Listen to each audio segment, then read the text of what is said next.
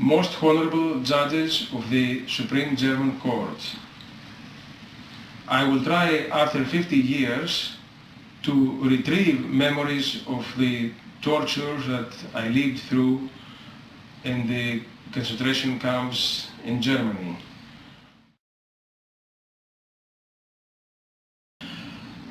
I am Γιώργος Μπαλόγλου. I was born in Thessaloniki in 1957 and I'm a graduate of Aristotle University with a degree in mathematics. I spent close to 30 years in the United States as a graduate student and professor of mathematics. And now I'm retired, living in Thessaloniki. This is my father's office, who was also a mathematician. He was born in the village of Sile, near Konya, in Turkey, in 1919, and around that time the war between Greece and Turkey started. As a result of that, on the one hand they lost his father, on the other hand they followed all the other Anatolian Greeks to mainland Greece in 1924, and because of that they lived in poverty, I would say. My father managed to enter the university and get a mathematics degree. You have to understand that at that time it wasn't easy for an unprivileged person to do that. And he graduated with a degree in mathematics from Aristotle University early in 1944.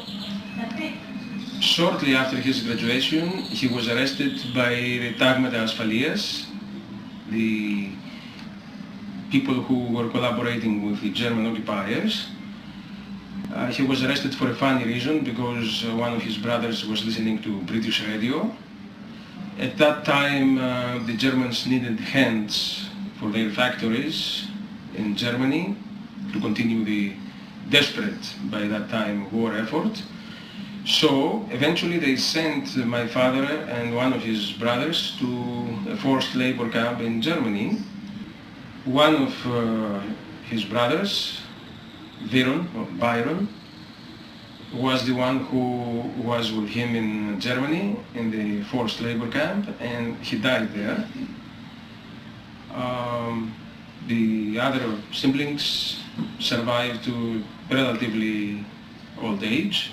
Pericles was the one listening to British radio, and by a strange twist of fate it was the other two brothers, Christos, my father, and Byron, who were eventually sent to Germany. The Germans allowed one brother to stay home with their mother and sister to support the family. Basically they were turned in for listening to British radio by a Greek woman who was in love with a security battalion officer, and as a result of that, somehow she ended up betraying friends and neighbors and relatives to the occupiers. I do not think it was such a major offense to listen to British radio. Obviously the Germans were very nervous about that, because by that time they were losing the war and they did not want local people to know. But also, perhaps more important, they were looking for people who could work in Germany. They needed hands, because basically every German male was being sent to the front to fight, including some very young people. So they needed more hands to just work in their factories, and that meant they needed forced laborers, and my father ended up being one of them. He returned to Greece in September 1945, and here comes an interesting detail. They were almost executed by the Bulgarians near the border with Greece, because they entered a prohibited zone or something, and they were saved at the last moment by a Soviet guard who was accompanying him throughout the trip. But it's very ironic that after all that he went through and being so close to freedom, he almost lost his life at the border because of, I would say, misunderstanding. As a result of his imprisonment in Germany, my father was eventually recognized as a resistance fighter by the Greek government. I believe this happened in 1987. He also applied in the late 90s for some compensation from Germany for what he went through for a year in the labor camps. And indeed there was some monetary compensation for him. The amount I see there is 7,600 euros. Half of that was received after he passed away. This document is very important for me because it concerns receipt by my father on April 6, 1956 of his wristwatch. They returned his watch 12 years later after they took it away from him. My father's last days are very interesting. He remained in good health to the end. He was still swimming in late October before his heart attack in mid-November 2002. During his last years, he kept talking more and more about his experiences in Germany. He was talking about those experiences even to people whom he knew minimally. One story that is very dramatic is the story of another Greek who was well-built, very healthy, and for some reason the Germans assigned him to a rather trivial task, namely he had to fix light bulbs. This was completely trivial, especially in comparison to what most of the other guys were doing. So this young, strong man was very happy about his good fortune. However, my father had the amazing insight to warn him about that.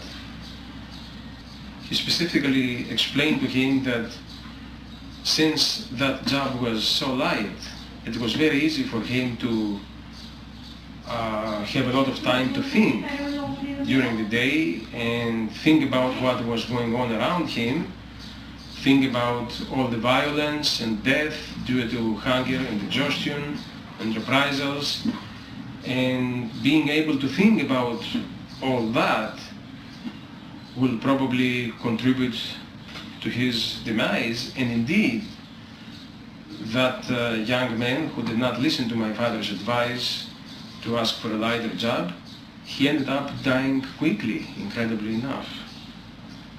I must say that these memories never left him, and I kept hearing about what he went through as I was growing up. It's very hard to grasp what he went through, the extreme hunger and exhaustion that he experienced, and also how difficult it was for other people, including me, who never experienced something like this, to understand his situation. I will read a little bit of the handwritten version of the letter that my father wrote to the German Supreme Court judges. Most honorable judges of the Supreme German Court, I will try after 50 years to retrieve memories of the torture that I lived through in the concentration camps in Germany. I believe there is no writer's pen or movie, not even a documentary, capable of describing what we, Omiri, forced laborers, experienced in the concentration camps of your country. But it is necessary for me to try, 51 years later, to submit my personal testimony. On April 23, 1944, the security battalions of Dagulas, collaborators of the occupation authorities, arrested me along with my brothers Viron and Pericles. The reason? Pericles was listening to British radio in a friend's house. Viron and I were transferred to the Pavlos Melas barracks in Thessaloniki in May. Around the end of May or beginning of June, we were board on a commercial train with 50 or 60 of us in each car. Each car served all purpose, including sleep and toilet. a young man of 25 at the same time, with a degree in mathematics, full of dreams, I experienced the horror of this trip up to the concentration camp Neuengamme. Upon entering in groups of 5, we saw to our right piles of alive, emaciated people. We understood very well what was lying ahead for us. Indeed, an order was given through ferocious yells and gun beatings to move ahead without our luggage. Further down, to strip ourselves naked. Still further, to hand in rings, watches and jewelry. Next, bathing, hair cutting, prison uniform without no underwear, a jacket, a pantaloon, a hat, a loaf of bread, a spoon, wooden shoes, and a number to each of us. From that moment on, I turned into a number, Homeros 32356.